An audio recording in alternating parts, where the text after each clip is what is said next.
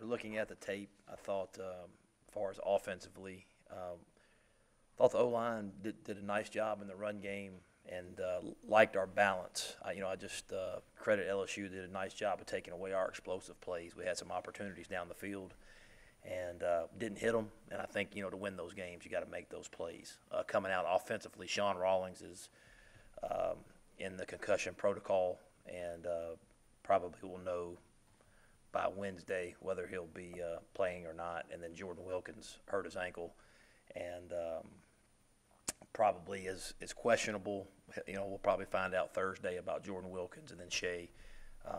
It's well documented. He's out for the year. Defensively, thought the kids played hard. I just thought there was too many fit gaps, and obviously didn't stop the run good enough to win the game. Ross Donnelly hurt his knee. He's probably I would say he's questionable. And then C.J. Moore strained his calf, and he's also questionable. Jarian Street looks like he will be back. All right, if you have a question, raise your hand. We'll bring a microphone to you. Let's start down low here first. Who wants to go first down low?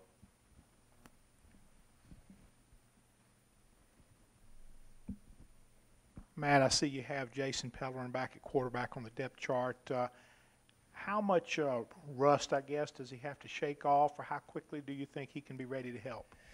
You know what, just as far as throwing the ball, I think there will be some rust that he does have to shake off. But I do think he's been in a game before, he had some packages last year, and then he finished the second half of Georgia Southern. So he has some experience, and I think that will help him.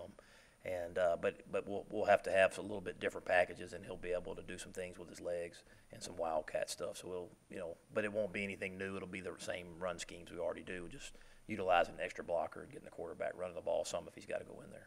How much did you work at quarterback in the spring? A little bit, but not much. We're trying to get that move to tight end, so just to give him a chance to compete. But I don't think there'll be much rust as far as the run game. I just think it'll be the pass concepts and the timing that'll be the biggest challenge for him.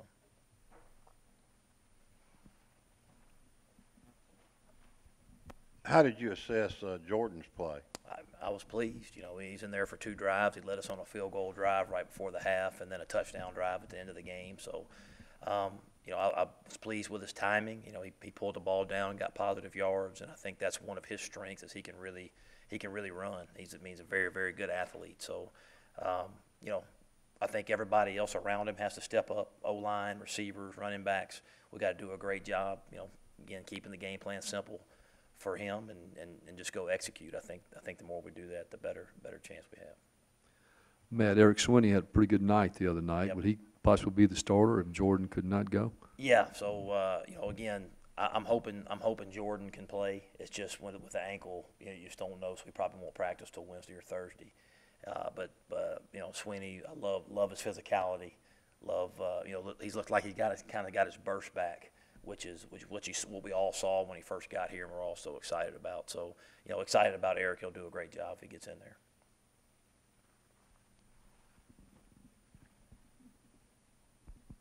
Matt, when will Shea have surgery?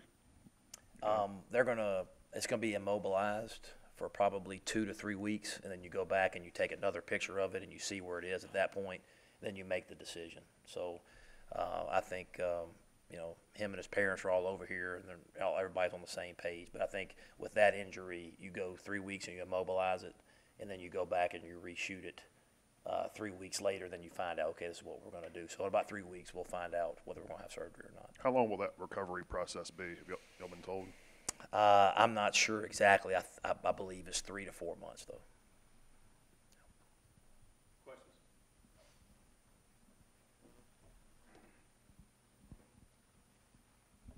Matt, I know during training camp you said you wanted to see Jordan kind of pick up the urgency inside the pocket and kind of develop the speed and transition to that. Just how has he been during practice, and what have you seen recently since then? Good. As an offensive line coach, you always want to get rid of the ball fast, and you don't want a guy back there holding the ball and patting the ball. And that was one of the things I saw in the game he wasn't doing. I was really pleased with that because, the game does speed up. you know, when you get in this league and you got to make fast decisions. And I thought he did a nice job of that in the game. But that, if there was one thing that he was really need to work on, that was it. And I really thought he did a nice job of that when he had his opportunity.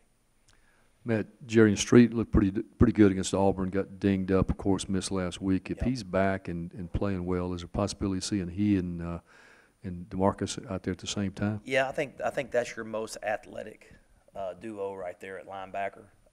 And I think Gates is experienced enough to get him lined up, but it'll just be how much he's able to do coming back. He is young and he hadn't had a whole bunch of reps. So, but if he's able to go, you will see those two in there together at some point for sure.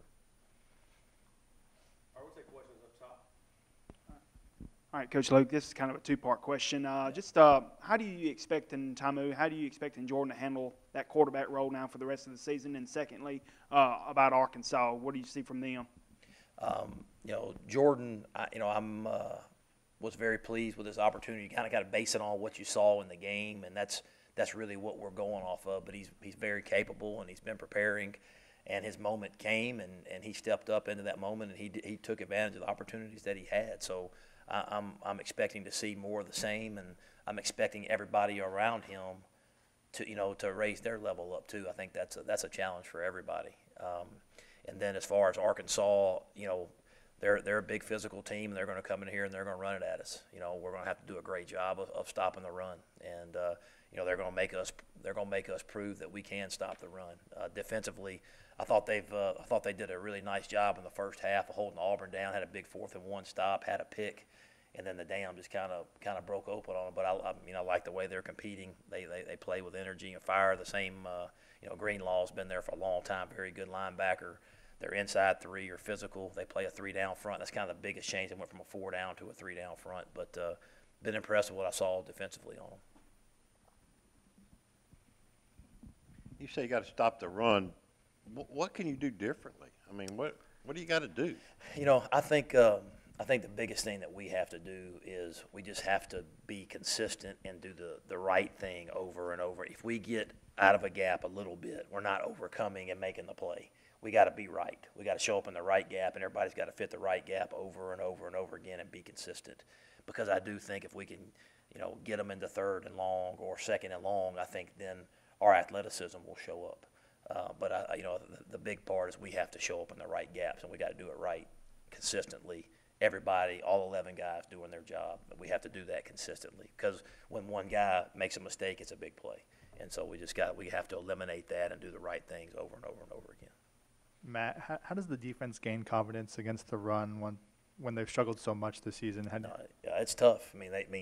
I think the way that you do it is you show them the plays that they did stop the run and say, look, if you do it right, you can stop it.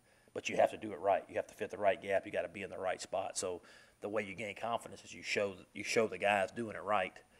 And, hey, this is what it looks like when you do it right and you do stop. And then you show them when they do it wrong, and it's a big play. I think the guys understand, hey, if all 11 guys do their job, then we got a chance. I think that's the way that you get confidence.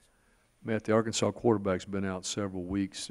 Have no clue if he's back. I don't guess you guys have any clue either. We don't, yeah. So they've got this freshman, the second round, big guy. Yep. Kentucky had one 10, 15 years ago. Right. This guy may be bigger. Is that who you prepare for, or do you have to go back? I think you have to prepare for him and then maybe find out a little bit later in the week if he is going to play. And, you got a lot of tape on him. So, but I think, he's a bigger guy and that you stand back there and a kind of a pocket passer. Maybe not as mobile as Austin, but but certainly capable. But I think our focus has to be on stopping the run. I think that's where our focus has to be. All right, we'll take questions on the phone.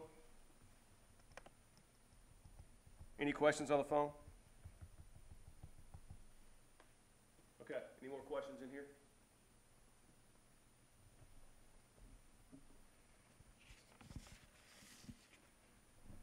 Back on the quarterbacks, Matt, how will the snaps be divvied up this week? Is Jason just backing up, or is he competing to start? No, he's backing up. Yeah. Jordan will be the starter, and then we're going to bring in Jason to be the backup in case of an injury. Yeah, that'll be so Jason will get all the 2 reps. Jordan will get all the 1 reps.